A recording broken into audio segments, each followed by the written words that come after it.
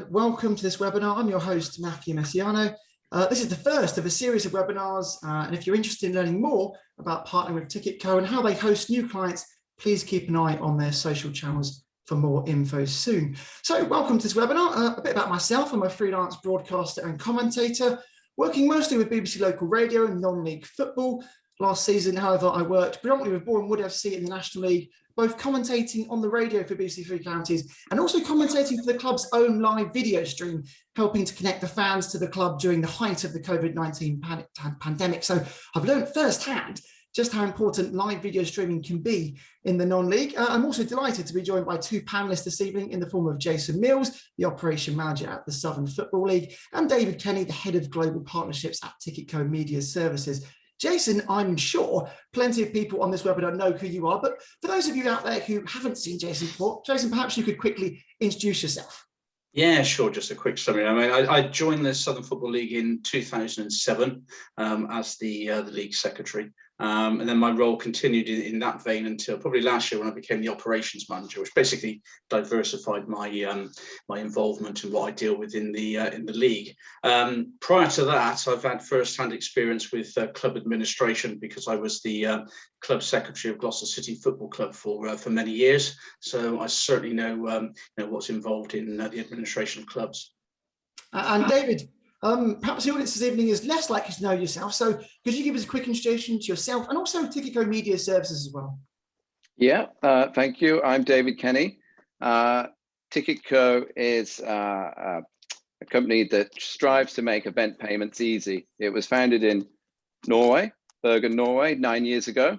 After achieving great success and growing in the sports sector, they launched in the UK. Just over 4 years ago, and chose me to be the country manager.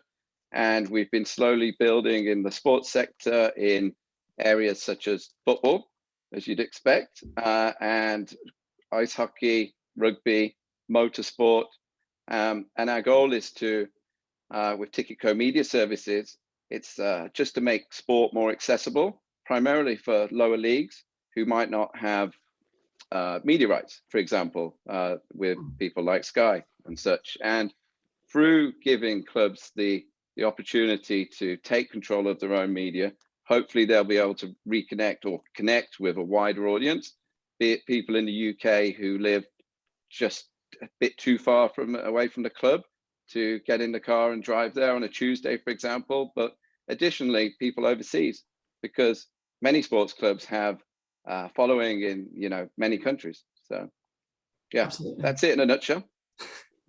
Well, thank you both. Just a little note ahead of beginning. We'd like to open the floor to questions at the end of the webinar. So if you do have a question, please simply type it into the chat and we'll answer those at the end of the webinar. Just post them whenever you like, or save them to the end, and we'll get to those as and when we can. So, well, as David mentioned, TicketCo Media Services is a multifunctional streaming and event payment platform which enables monetizing possibilities for pay-per-view matches.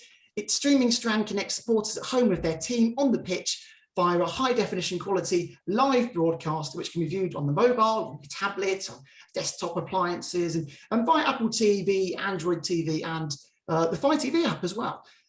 Tickets for live stream passes are sold via TicketCo's fully integrated digital ticketing platform, which accommodates additional sales functions, including merchandise, matchday programs, and 50/50 raffles. And TicketCo has already formed strong partnerships with a number of non-league clubs in the UK, including the likes of Solihull Moors, Altrincham FC, and Oxford City FC, to name just a few. And all clubs who partner with TicketCo do so without any sign-up costs or subscription fees. Well, now streaming has pretty much become the new normal. In the last 18 months, streaming has seen a massive rise, not just in sport, but in entertainment too. In fact, 12 million people in the UK signed up to a streaming service like Netflix or Prime, and viewing figures were up 71% on figures from 2019. So if there's one thing we've learned from the pandemic, it's that streaming isn't going away. In fact, it's the complete opposite. It's become the new normal. And last season, every club in the EFL offered a video streaming service, and plenty of non-league clubs followed suit as fans were kept away, unfortunately, from attending matches in person. We're here to discuss streaming and the positive impact it can have. Live streaming matches is simplistic, it's cost-effective, and can seamlessly add a valuable new source of income to your football club. The COVID-19 pandemic has accelerated fans' demands for football via digital technology, but establishing a trust between your supporters and your live video stream service is essential if it is to become a success. So, contrary to belief, streaming actually doesn't have to cost your football club a large sum of money. In fact, for as little as £1,200, you can get yourself a high quality camera, laptop, graphics card, and cables as well to broadcast your match globally. And in addition to that, I would recommend a commentator as well, but then I probably would recommend a commentator. As David said earlier, don't view streaming as a possible way of preventing fans from attending matches. See it as an opportunity to grow a worldwide audience. Health, transport, and financial reasons restrict many people from accessing games, and they will rely on social media updates only to follow their club. So with streaming, there's an opportunity to connect to fans across the world. And remember, money generated from away supporters will go directly into the club's pocket too. So other key points to mention, the TicketCo platform is extremely user-friendly. Matches can be watched on phones, laptops, TVs, making for the ultimate streaming experience. And streaming passes cannot be shared. So if someone shares a streaming key, they'll be logged out as soon as a different user logs in. That means that your stream is fully secure. So that's enough from me for the moment. Let's go to a panel now who have been waiting patiently. Let's start with yourself, Jason. I suppose the first question to ask is, why TicketCo? What made you choose them? Well, obviously the pandemic sort of like raised our eyes a little bit as regard to what we could do to help clubs, and certainly with the lack of attendance or the limited attendance, so we want to think of something that we could do. And it was by chance that I had a message from David with regard to having a chat about what they could possibly do for us. Now, this was back in November 2020, if my recollection is right, and we had a series of meetings, and it turned out to be that it wasn't going to be a quick fix, that we could get something in place as soon as possible. But we were really impressed with what they do or did, and with various sports, not just limited to football. You got ice hockey, for example, is one of the things, and also theatre performances as well. And we could see the professional way in which they were doing this, and we could see that there was an avenue for our clubs. Of course, it would be absolutely ideal if the UEFA didn't block hours on Saturday through the season, although there are gaps within those blocked hour things, so that clubs will be able to stream Saturday matches live, but even if they can't, they can still stream them on a catch-up kind of service as well. So they can actually, tap into, say, supporters from other clubs who might be interested to watch a game that involves one of their rivals. And so, one of the areas that is not blocked this season, and probably most of the clubs have received the information via their leagues anyway on when these blocked hours are, is December the 26th, December the 27th. They're not within the blocked hours. Midweek matches aren't within the blocked hours as well. And of course, we all know that midweek matches are notoriously less on attendance than they are for Saturday games. So you could still get those people to actually watch and pay money to come and see that actual game. The other thing is, with weekend matches, you can always bring the fixture forward potentially to a Friday. That isn't within the blocked hours. Sunday, that's not within the blocked hours. It's just Saturday between 2:45 and 5:15. So, what TicketCo are able to offer with regard to the streaming abilities of on-demand, live, through the various platforms as well, gives a great variety for people to be able to watch matches of clubs at this level of the game.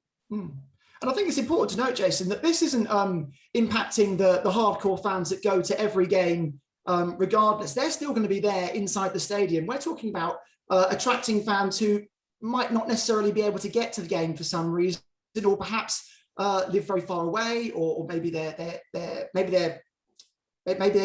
got COVID and they can't come to the game live for that reason. There's plenty of reasons why people could access the game still who might not be able to actually attend in person. Yeah, no, absolutely, and that's what really this is trying to get into. Because one of the main reasons that UEFA actually put in this blocked hours was because they thought it would actually stop people attending. But I think we know at this level of the game that that's not necessarily going to be the case.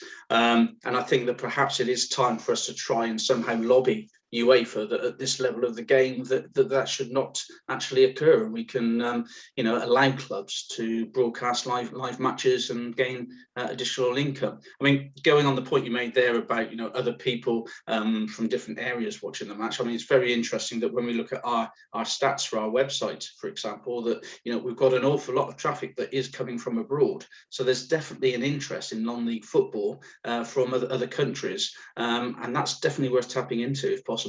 Yeah, absolutely. David, let's bring yourself in here. I mean, what excited you about this partnership? I think it was, well, primarily the innovative thinking of the league. They've been really engaged, and they really also have the club's interests at heart, in the sense they see this as a great way for them to connect with the fans in different ways. In addition to that, it's the revenue gains that can be achieved, which is really exciting. And every commercial enterprise, every club needs extra revenue to reinvest or to survive, or to buy to be able to afford a better player or whatever it may be. Through the system as well, which Jason was, I think, quite impressed with, is the fact that we can upsell. So with pay-per-view or video on demand, you could sell, I guess, a digital program if you wish. You could sell a shirt, you could sell a case of beer, and have it sent to the fan's house, next day delivery if you have a good brewery contract and they're open to fulfilling. There's so much you can do, so much. So I think there are going to be clubs who can really maximize the potential of the system we have through the league. And TicketCo has already formed some strong partnerships with quite a few non-league clubs. You mentioned a few earlier: Solihull Moors, Altrincham, Oxford City FC. What sort of feedback have you seen from those guys so far? Great feedback, and it's all very well me saying the feedback's great, but what I can tell you is that the numbers are good.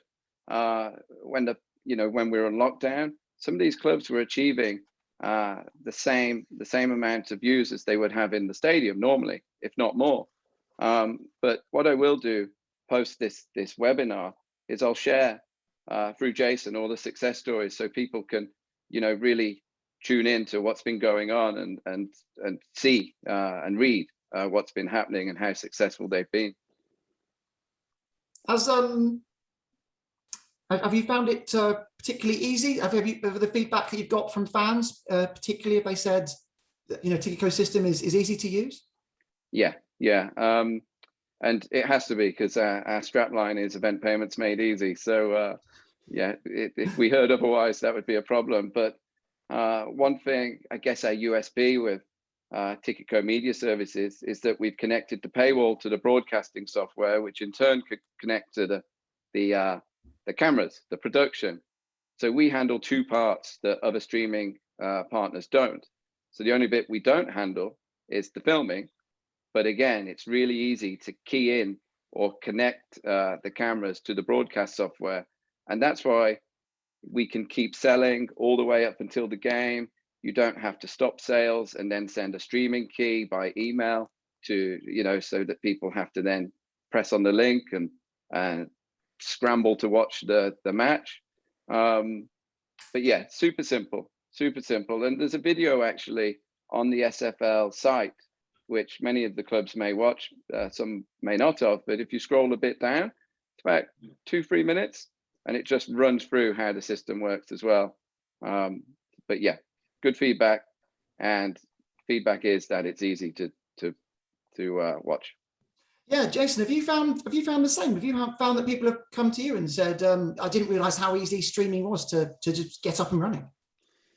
Well, if I'm being honest with you, not as far as that is concerned, because none of our clubs have yet actually actively got the platform working. So, it's still work in progress kind of thing. But, certainly from my conversations with David and the rest of the team at TicketCo Media Services, you can see how easy that is. And the video, as David mentioned, certainly indicates that as well. So, we have no qualms whatsoever that, it's not going to be a difficult system for either clubs or for supporters to use at all. So David, oh, sorry, David, how do clubs sign up again? So they sign up via their portal, which is on the SFL website. Alternatively, they can sign up via the TicketCo .events website, but it's probably easier for them to connect via the Southern Football League. Okay. Which tab is it, Jason? Sorry. Well, it's in the club admin section of our website, so it's only those with access to the club admin, and it's then in the TicketCo drop-down menu. So for the clubs that do sign up, they'll automatically be contacted by a member of our customer success team, who will run them through step by step how the system works. And again, there's no obligation in the sense of contractual, because it's pay as you go. It is very affordable. Through Jason negotiating hard, the clubs have a preferred rate. It's 9%. Normally it's 12 to anybody outside the league. So I guess, yeah. I mean, if you're selling a pay-per-view for £1, the club gets to keep 91 pence. Just checking my maths still works, but yeah. So it's good offer. I'd like to invite questions from everyone that's watching this evening, and if you do have a question, please do put it into the chat so that we can see, and we'll get to those. I've got a question though, David, and I suppose it's one that you know some clubs might suffer with, and that's internet connection. And sometimes at grounds in particular, they're maybe a bit outside of the town, or the internet connection is just particularly weak in that area. How can that issue be overcome? Because of course, internet connection is vital for streaming. Yeah, there's two ways actually. For clubs that don't have good Wi-Fi, there's no reason why they can't just record the match and release it on video on demand. So upload the file to the system and maybe show it an hour or two after the cutoff point set by UEFA. Alternatively, we're very engaged as a company. Even though we aren't a Wi-Fi company, we have partnerships with providers who have offered to give the SFL clubs a discount. We also do that with the production side of things. So with clubs that may not be savvy when it comes to or have the manpower to film, we can introduce to, or we can assist them in the production side of things, just so that they get the quality right.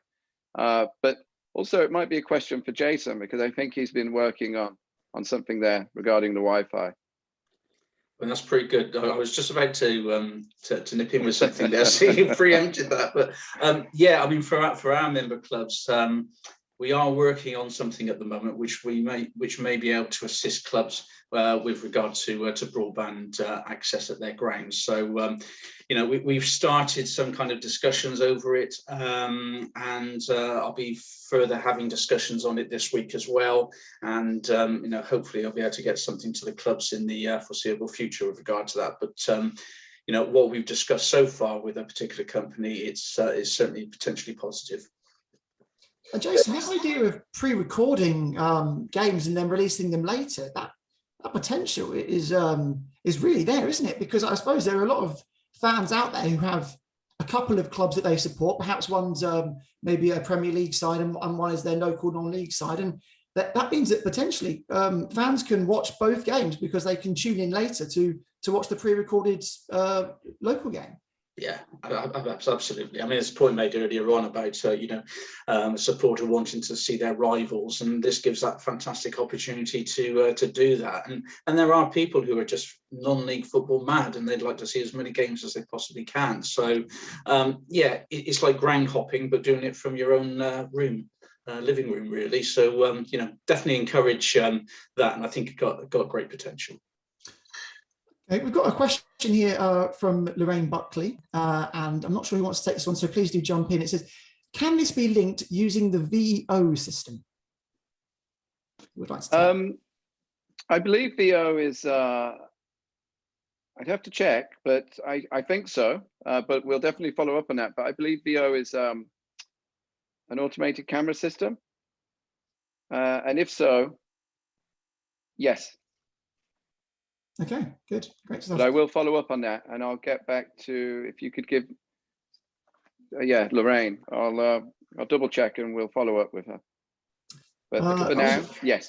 All the questions coming in now. We've got one from Peter, and Peter says, how much would a fan pay to watch a home game? And does the platform support tiered pricing? For example, an OAP pays less compared to an adult to watch the match.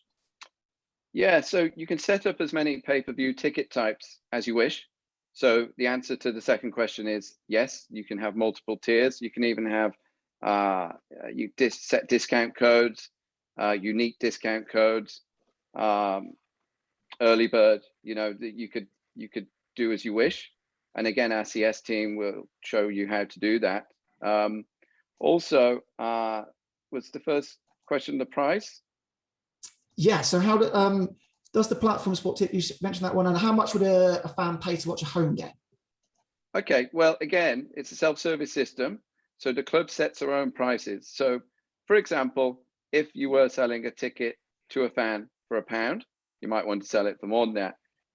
You'd earn 91 pence for the club, and we'd retain 9p, so 9%, and that's it. It's yeah, just to reiterate, it's pay as you go. There are no additional costs, no license fees. It's just that percentage. It's always just the percentage. So it's very simple, the pricing model. Great. Another question here from James this time, and putting you on the spot here, David. What would be the minimum speeds required to stream live? Oh, I think it has put me on the spot, and I did know this answer, and it's evaded me now. But I think it's 5,000 bits per second. But we have white papers to support that. And again, not to defer to post-show emails, but I'll confirm that as well and send a white paper out. But again, at our CS team, great at providing that information. And we also have a really useful feature in the system, which is stream health. So you can actually monitor the health of the stream. But so far so good. We've not had any issues, and we're generally known as a very very robust streaming platform. Thank you, David. I think this one's for you, Jason. Clive Eade says, League Rule 8.8 states that a minimum of 6 weeks notice is required to move a Saturday fixture to a Friday evening or Sunday afternoon.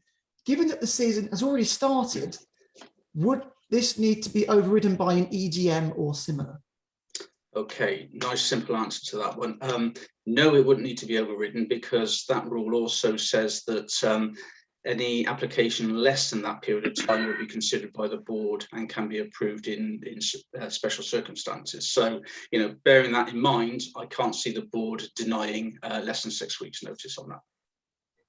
Possibly another one for yourself, James. Can you incorporate, this is from James, can you incorporate sponsorship into your streams, and can you have a different price structure for live games compared to catch up, or do they need to be the same price? I think that one's for David, really, isn't it, about sponsoring, putting sponsorship things onto the streaming? Okay, David. It's not to defer, but it's purely down to the club and the agreement they have with any such sponsor. But from our point of view, again, it's self-service. The clubs can set their pricing as they wish. Excellent, nice and simple. Neil asks, what are supporter expectations around broadcast quality and viewing experience? Are graphics expected, replays expected, commentators, for example? Is that to me, sorry? David, would you like to take it? Well, I'll do the quality. So we're HD quality. In terms of overlays and adding graphics, that's all down to the production, and I guess the software service that comes with our system, OBS, you can do that, but you can also get other systems that we integrate with that make that possible. But it's generally down to the skill of the person doing the production, which is, let's say, the camera crew. But I think in order to really add a great viewer experience, you at least need scores and hopefully commentary. Neil, I As can you've probably, done I can yourself, probably add Matt. to that, Neil. When I was working for Boreham Wood last season, we started off without replays. We had commentary the whole way through, but we started off without replays. Actually, we had just one commentator, just myself. And we quickly found that replays were almost, I don't know, like you mentioned there, expected by the fans that were watching. They really wanted it. And as soon as they got that, the experience really improved. I mean, when you're watching live football, you probably usually find replays are included, and it just helps you see so much more. And also with the commentary aspect, having a second commentator there, usually a summariser in the kind of Mark Lawrenson role, typically somebody who is associated with the club, really helps to bring the audience into the game, because it gives them that almost foot inside the pitch, that they can feel closer because they've got that link with the person who has that link to the club themselves. So the commentator will be talking about what's happening on the pitch, and the summariser will sort of bring that kind of that club aspect to it. So it makes it all nice and round, and that's kind of the normal setup that you see. But obviously, as David mentioned there, it is completely down to yourselves and how you want to run it. But that is typically what you find. Another question here, this time from Peter. He says, can you outline minimum costs for setup, excluding any hardware for each broadcast? David? Well, yeah, so I'll answer this as best as I can, but because of the versatility of the system, you can actually film from your iPhone if you wish. Now, the iPhone might be a bit jittery, so maybe you'd want to invest in a couple of cameras. And cameras start from hundreds to a couple of thousand, I guess. But again, we can introduce anyone from the Southern Football League to our production partners, and they can firstly give advice on, which are the best cameras, what kind of setup you want, be it a 1-camera setup, a 2-camera setup.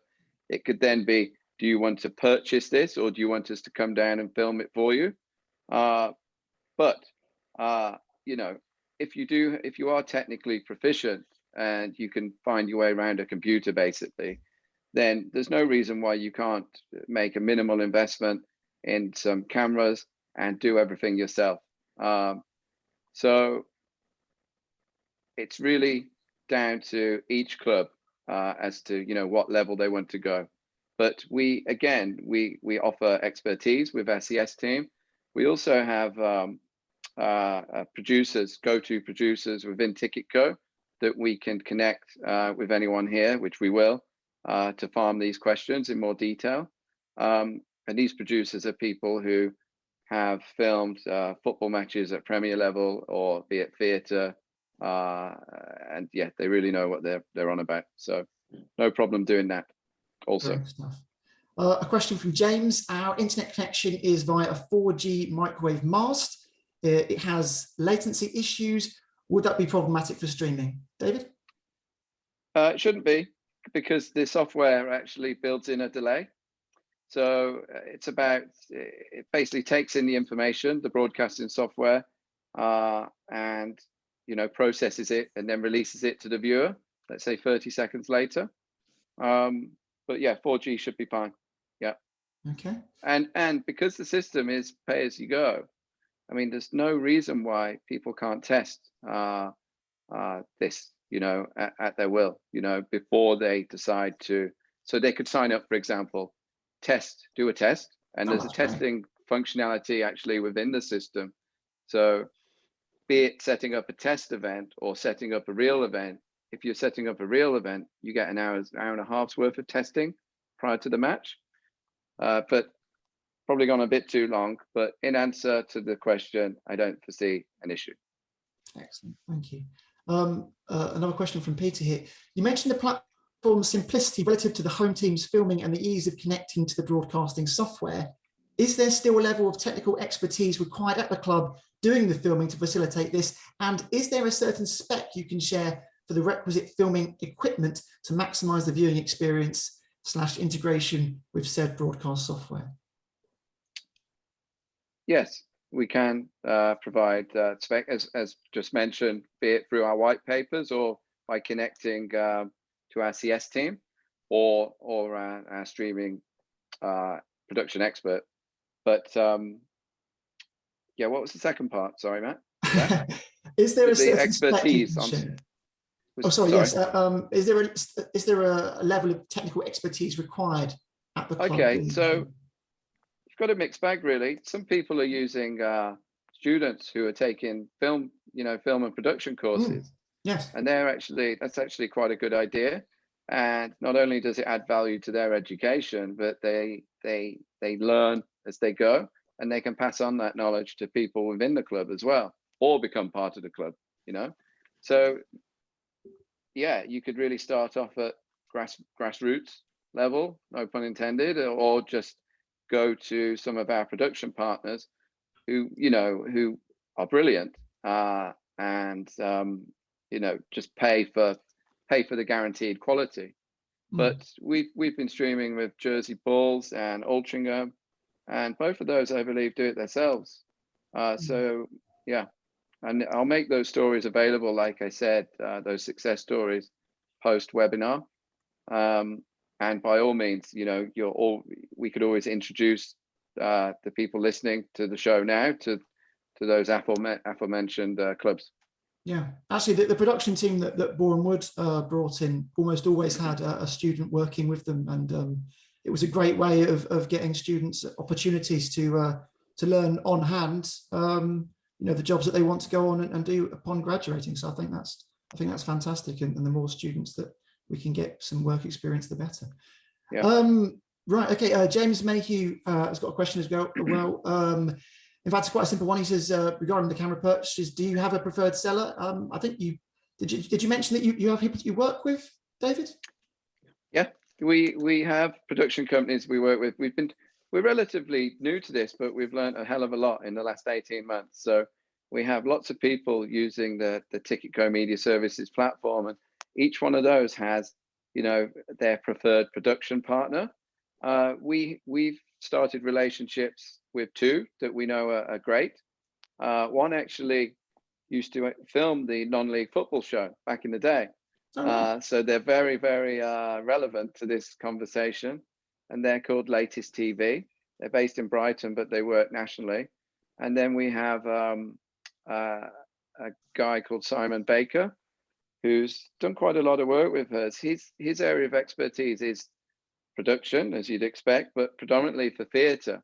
But we're talking anything from 2 cameras to 20, so really good high production stuff.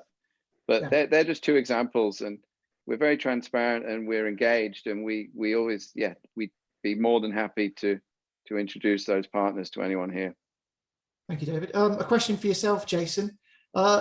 Is this deal in place to ensure we continue playing football in the event of fans being locked out of grounds in any future COVID lockdown?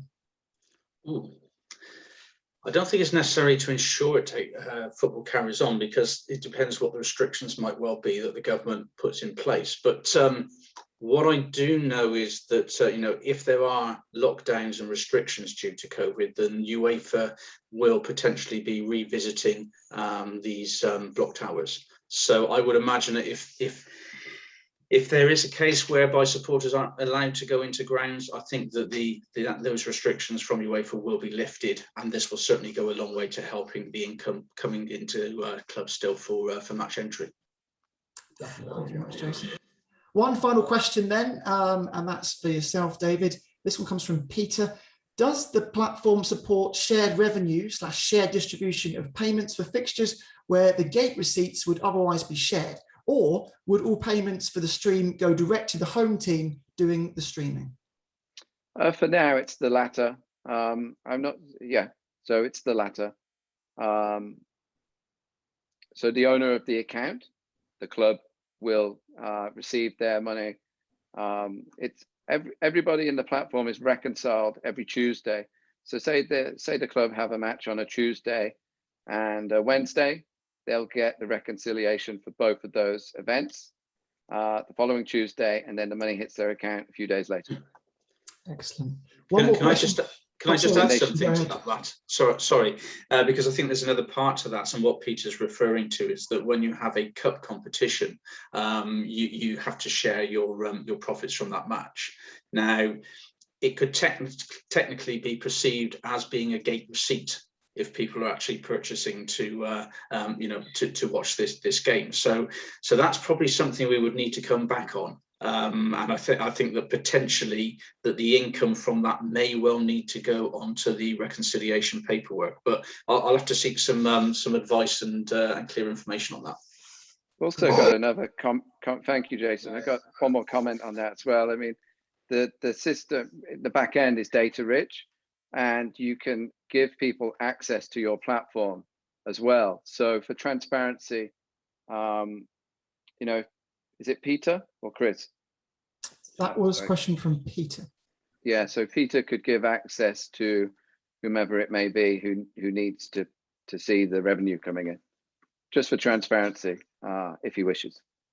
And I appreciate we've gone a little bit over here, but we've got one more question. Do we have time for that one? Yeah, I'm good. Yeah, okay. This one's from Chris.